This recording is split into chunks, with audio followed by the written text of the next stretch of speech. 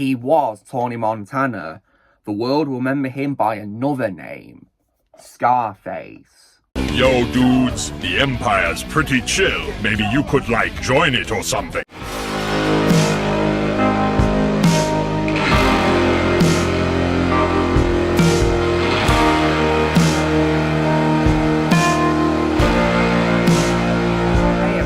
Lucimus Prime here, so it's time for a movie review today, and in today's video it's going to be with this time another crime movie, and it's another one of my all-time favourites I'm going to be reviewing, and this is also my favourite film by the director Brian De Palma from 1983, which is now 42 years old this year. Goodness me, it's getting old, isn't it?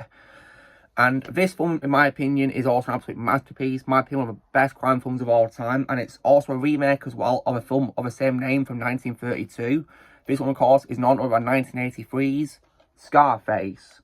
So, now what is this movie about then? So this film, of course, tells the story of Cuban refugee Tony Montana, who's played in this by Al Pacino, who arrives penniless in Miami, Florida during the Merrill boat lift and becomes a powerful drug lord. So, now how was this film made then? So, Al Pacino was interested in, of course, starring in this remake after he saw the original version from 1932, and he and the producer Martin Bregman began to develop the feature project. Initially, Sidney Lumet was hired to direct the film, but he was then replaced by Brian De Palma, who then hired Oliver Stone to write the script for the film. And then De Palma also dedicated this version of the film to the memories of Howard Hanks and Ben Hecht, who were the director and the screenwriter of the original film as well.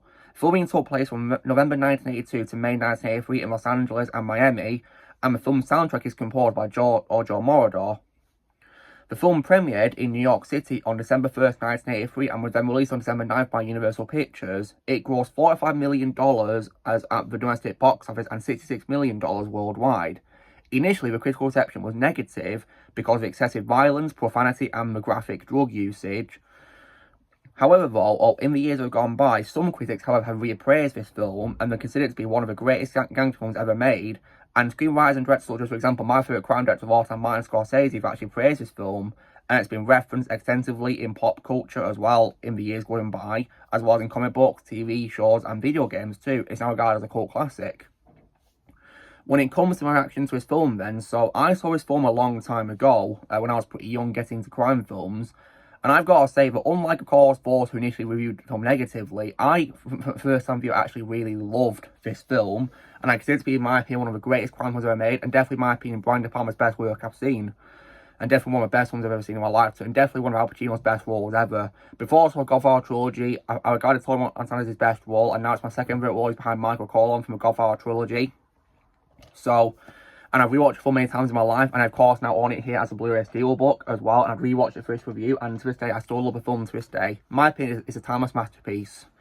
So, when it comes to what the film's about, of course, it tells the story of Tony Montana, of course, where he starts of the film with no money, and then, of course, as the film progresses, he, of course, rises up to of course, be the emperor of a drug empire, a very powerful drug lord.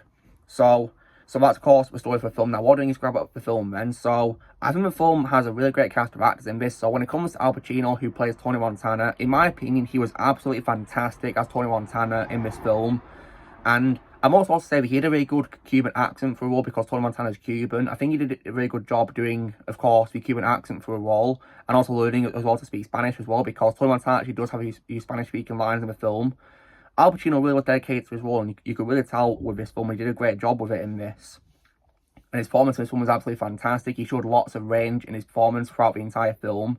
He was absolutely brilliant, in my opinion. And there's also great supporting cast in this as well. For example, I definitely love the addition of Stephen Baugh as Manny, who is Tony's friend and right-hand man. He was great in this as Manny. I also definitely really love Michelle Pfeiffer in this as Elvira, who, of course, is initially Frank Lopez's girlfriend, but later, of course, marries Tony. And Elvira is definitely, in my opinion, one of Michelle Pfeiffer's greatest roles ever. My favourite role of hers is, of course, Catwoman in Batman Returns, but I still think she was great in Mrs. Elvira. Definitely one of her best roles I've seen from her. She's a great actress, one of my favourites of all time. I also, as well, definitely love Mary Elizabeth Mastrantonio as Gina, as well, who is Tony's sister. I think she did a great job playing Gina in this film, and I also, as well, definitely love the addition as well of Robert Loggia, may he rest in peace, as Frank, as well. I definitely think that he was great in Mr. Frank, in my opinion. He did a great job. I also as well love Miriam Colon, may she rest in peace, as Mama Montana, who's Tony's mother, who disapproves of him. I thought she was great in this as Tony's mother. I also as well like F. Murray Abraham in this as Omar as well. I think he was definitely great as Omar. F. Murray Abraham's a great actor. I also as well love the addition of Paul Shenar, may he rest in peace, as Alejandro Salsa as well. And also Harris Yulin as Bernstein, and there's many others down the line too, who in my opinion all did a great job in this film. Like for example as well, Mark Margolis, may he rest in peace, as Shadow as well, who's a henchman in this film. Yeah, there was lots of great actors in this film, we'll just name a few. As well as great cast as well, I also think the story, in my opinion, is excellent because the film does a really amazing job with Tony's development in this film. He starts off as a character with no money, then of course he rises up to be a powerful drug lord. I definitely really love about this film, how he developed Tony as a character. I think films that are being made today need to take a good look at this film of how you develop, of course, a criminal character. Like, this film is what I'd say is an example of how you develop a villain really well, because Tony, of course, is a bad guy, and I think this film did a really brilliant job with that, in my opinion.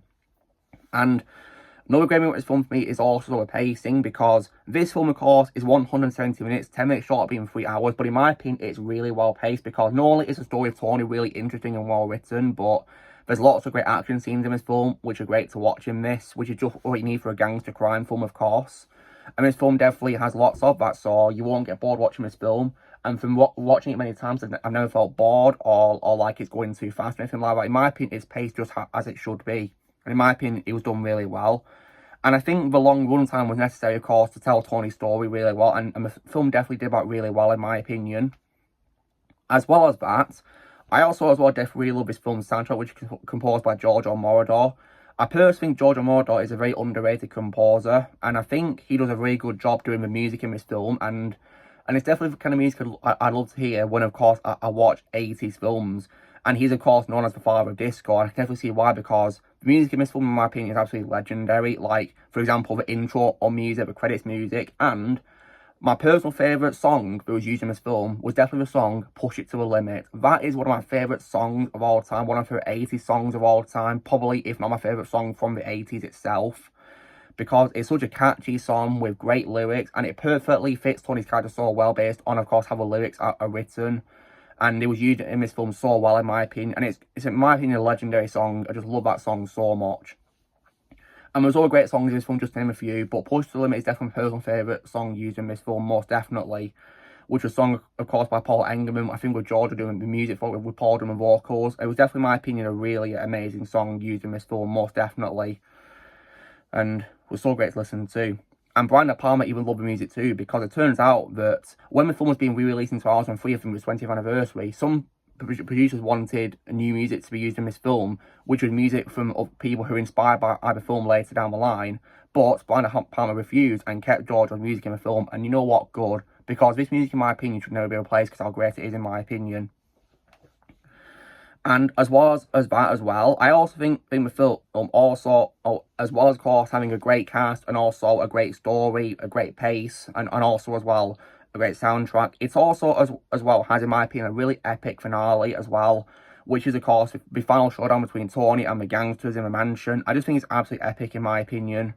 And of course, we get a very iconic line by Tony, which is, "Say hello to my little friend," which is just, in my opinion, a really iconic line in film history. And see him, of course, in action taking on his attackers was definitely brilliant. And of course, he meets his end when an assassin shoots him from behind. Because let's face it, if anyone tries to shoot him from the front, he wouldn't have been able, of course, to die from that, because Tony would have probably killed him because how ruthless he was. So it made sense for the assassin to kill him from the back, of course, because Tony from the front is, of course, ruthless. And you'll see, of course, because it turns out that every single character in this film who survives Tony is actually a character, of course, who goes away from him. Anyone who crosses paths with Tony ends up dead in this film, as you may have noticed. So those who survived, like Elvira, for example, of course, they survived because they went away from Tony. But anyone, of course, who crosses paths with Tony and has ended up dead. The real exception, of course, being the assassin at the end, of course, he killed him from behind. So I think that's what makes Tony, in my opinion, such a standout character, really. I definitely really love about Tony in this film. And of course, we get him shot from the back and he falls from a balcony he's standing on into a pool. And we see, of course, a globe on top of his pool with neon writing on it, which says, "The world is yours." The world is yours, in my opinion, is a really awesome subtitle. Definitely a really great one, absolutely. And it definitely, in my opinion, makes the film so legendary. And this is, of course, proven, and of course, many years later, because not only has a film been recognised as a cult classic, but it's helped, of course, spawn lots of references to it in popular culture. And its legacy, in my opinion, has been amazing. And we as well got a video game released for 6th generation consoles, which, of course, was SCARFACE The World Is Yours, which is actually a somewhat of a sequel to his film, because it has an alternate ending to it where Tony survives the shootout. And we see him, of course, rebuilding his empire in this game, which I think is really cool. So I definitely love that. And the game is quite similar to Grand Theft Auto when it comes to its gameplay. And it's funny because it's actually inspired several GTA games, like in the franchise, especially GTA Vice City, for example, because that's, of course, set in Florida like this film is. So I think it's really cool, the legacy, of course, this film has inspired, really. I just think it's absolutely incredible what it's done. And it's definitely, in my opinion, why I say it's Brian De Palma's best movie of all time, absolutely. A film I really love, and in my opinion, one of the best crime films of all time.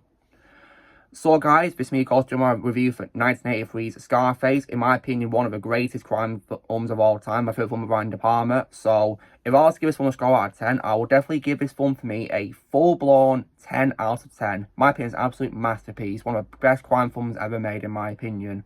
So, if you guys want to see this film, I'd recommend it strongly. It's an absolute masterpiece, in my opinion. So, this is me, of course, doing my review for Scarface, the 1983 version by Brian De Palma. So, you know the drill, guys. Be sure to give this video a like. Also, be sure to let in the comments what you guys think of Scarface. If you've seen it, leave in the comments below what you think of it.